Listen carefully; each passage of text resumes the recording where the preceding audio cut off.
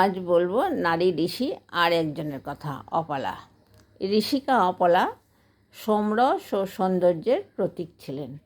বেদের যুগে যখন জ্ঞান, কবিতা আর দেবতাদের আরাধনা মিলেমিশে ছিল এক অনন্ত স্রোতে, সেই সময় এক নারী তার কণ্ঠে তুলেছিল দেবতার স্তোত্র।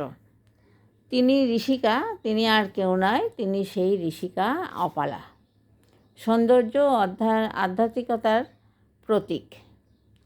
তিনি শেখালেন প্রকৃত সৌন্দর্য শরীরে নয়, আত্মার আলোকে। ঋষিকা কি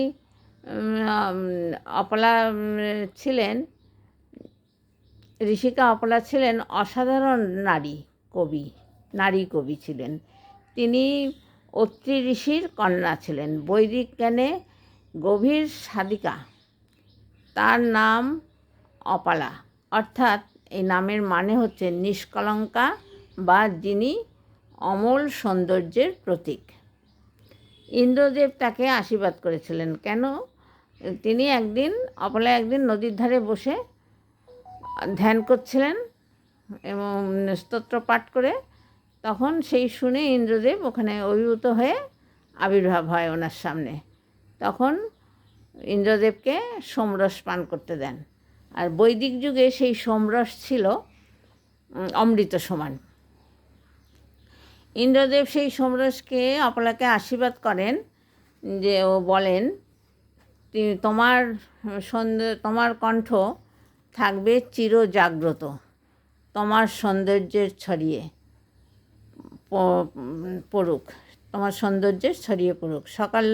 সকলের মনে। অপলা, তোমার সৌন্দর্য ছড়িয়ে পড়ুক সকলের মনে।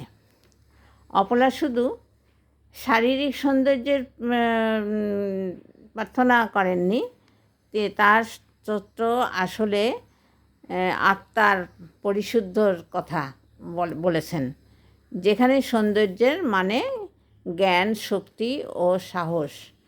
তিনি বলেন যে নারী নিজের অন্তরের আলো চিনে ফেলবে তখন সে প্রকৃতই সুন্দর হয়ে উঠবে। এটা কেন হয়?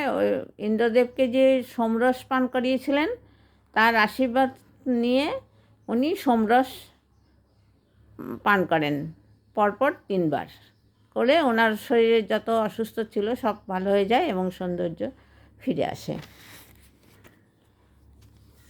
অপলার কণ্ঠে দেবতারা পেয়েছিল মানবতার প্রতিচ্ছবি।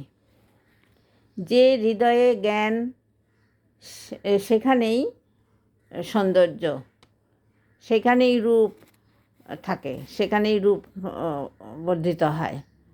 এই ছিল অপলার ধ্যান জ্ঞান।